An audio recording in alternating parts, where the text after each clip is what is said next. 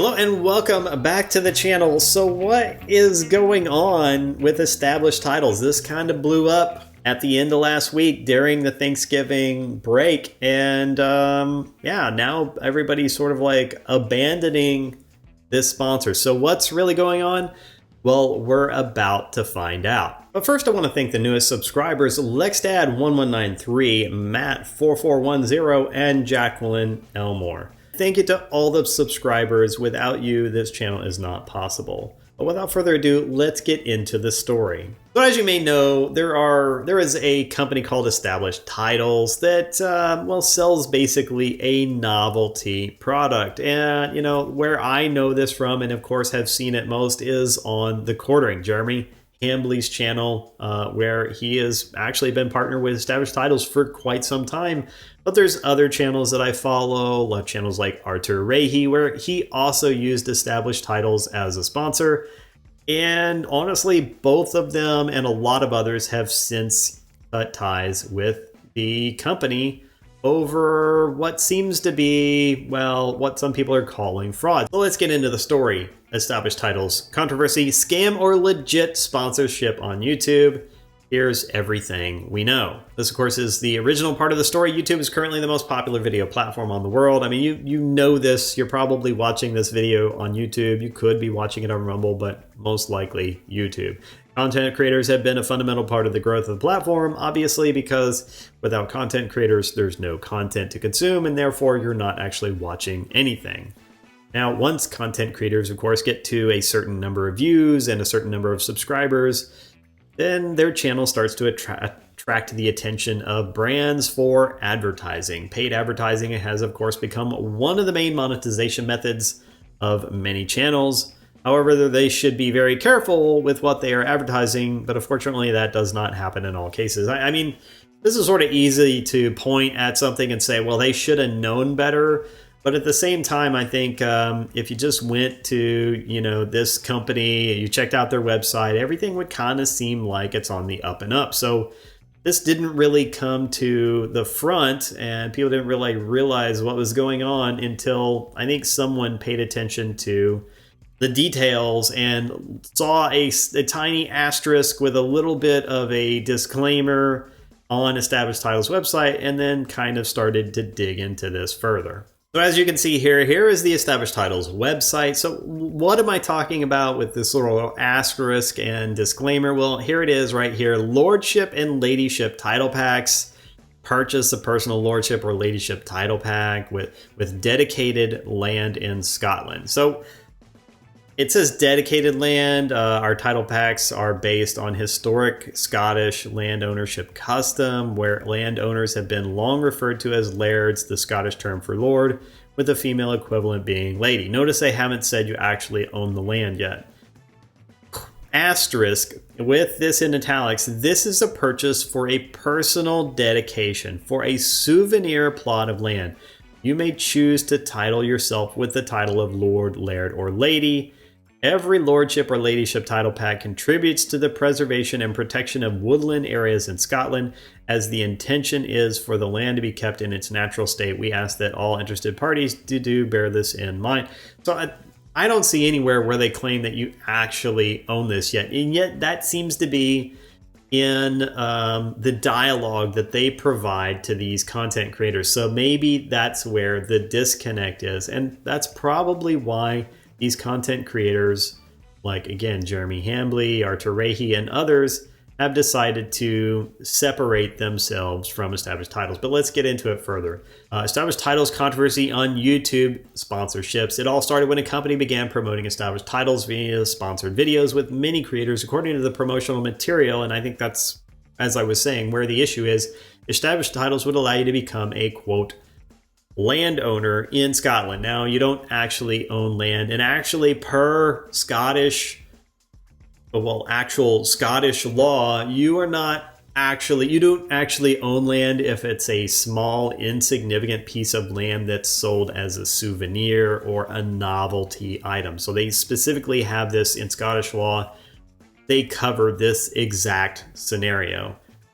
And I think the reason why they covered this scenario is because there was another company that was actually doing this at one time called Highland Titles, and they had been doing this before, and maybe that's why that law was enacted. I don't know. If it was enacted before then I mean, this has to date back. This custom of selling little blocks of land in Scotland has to date back quite a while. But just keep in mind the words that were said here. Keep in mind the phrasing here, which is this is a purchase of a personal lordship or ladyship title pack. You're not purchasing the land, you're purchasing this title pack that has dedicated land in Scotland associated with it. So they basically have a piece of land where they say this square piece of land is named after you or whatever. That doesn't mean that you actually own the land, though. Currently, established titles would, allow you to become a landowner, which would allow you to own a block of land in Scotland. I mean, own. Not only that, but that would allow you to then, of course, use the title of Lord or Lady. The company selling established titles claims that through some legal loophole related to financing tree planting, and I don't know that that's actually it or not, you could become the rightful owner of a certain piece of Scottish land. Now, that's not what the script or how the script read in these different advertisements. The way the script read was you buy this, little tiny piece of land, and you could use the name, the title, Lord or Lady. And oh, by the way, we, in addition to this wonderful piece of paper that you get, we also will plant a tree for, each title pack sold. I didn't even think they were planting the tree on that Scottish piece of land, or maybe even not anywhere in Scotland. I thought it's just them when, they give money to some company that plants trees, and, they basically forward on a donation basically in your name or something like that. The topic became more popular as established titles began paying to sponsor prominent YouTube channels that captured the interest of thousands or maybe even millions of followers of these channels. Unfortunately, it appears to be nothing more than a scam, and it seems that some people have fallen for it. Again, I don't know. I just feel like if you thought this was real,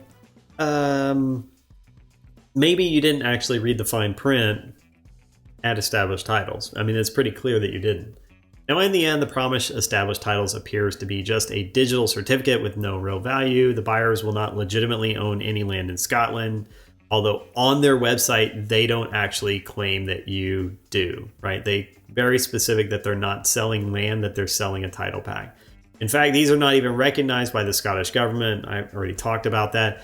And of course, this also means that buyers will not actually be able to obtain the official title of Lord or Lady through them. In fact, doing something like this is not legally possible since the requirements are different. And again, I think this is the difference between what is actually on the website versus what is actually on the advertising on these channels, the wording that they're using and that they're giving these people to use. That's where I feel it is a bit scammy, I guess I would say. But me ever believing this was real, no. Established titles is not a scam. They are not recognized and do not plant a tree. They just give you a novelty certificate, which you have to pay extra for if you want the physical certificate. And you can't become a Lord or Lady, as they claim, as they're not legally recognized by Scotland, and there's no way for them to transfer ownership of land.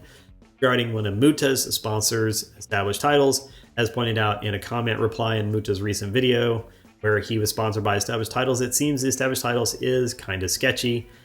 I guess I could agree with that because there's two different things being said here. There's what they put in their advertising, and then there's what's on their website. And that part is definitely sketchy. One of the points mentioned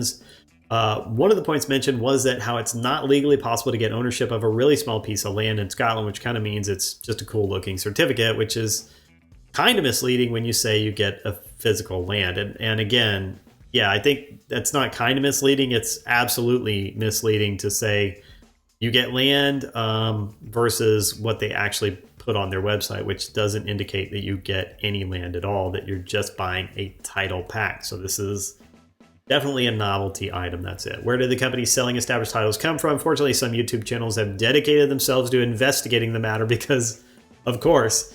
The information they've managed to find is quite interesting and revealing. It seems the main seller of established titles is nothing more than a company based in Hong Kong. Now, they say the company is fraudulent. I would say the company has some questionable advertising. I don't know if I can allege fraud because what is on their website is what you have to stick to. So this is what they're actually claiming they're selling. So to claim that this is fraud, I don't know that you could actually make that claim stick. In the past, this company was dedicated to the auction sector with practices that were debatable. Again, here's another assertion. I haven't watched this video up here, which is all about the scam, so I don't know what all their debatable practices were. But here's a for example. Users who participated in their auctions had to pay for each bid, even if they lost. So that's a per bid charge instead of a winning bid charge. Now, is that a bit dubious? Yeah, I wouldn't agree to that. Like, I'm sure it's basically like you get charged a very small amount for every bid, and then if you get outbid and you have like an auto bid set and you raise your bid, so then you get charged for that bid. And like, who knows how that could I mean, to me, that is, let's just say, problematic in the sense that there is then a motivation for this company, then this auction company, to try to get like a lot of micro bidding to take place, just to kind of run up the numbers of bids that are happening, because that's how they make their money, versus a winning bid being where they make their money, which is basically then they make money on each item sold based on the dollar amount that it's sold for. So that does seem a little bit debatable, and certainly there could be some conflict of interest there, or some motivation to do some things which were not on the up and up. But did they do that? I don't know. I mean, I don't have any proof of that, and there's not proof here provided that they did such a thing. Other than like, it's kind of crappy that you charge per bid. Yeah, that's kind of shitty. But you know what? I'm sure all these people knew that going into this. I'm sure that's in the where you click on the agree button. I'm sure you know that you're agreeing. If you read, then you know you're agreeing that it costs you per bid. And so you go into this knowing what you're getting into, or you go into this willfully being ignorant, which is, again, your fault. So as always, like, buyer beware, right? The company also sold counterfeits of original products, which led to lawsuits. Following the lawsuits, the company decided to move headquarters to Hong Kong. Again, I don't know where this company was headquartered before.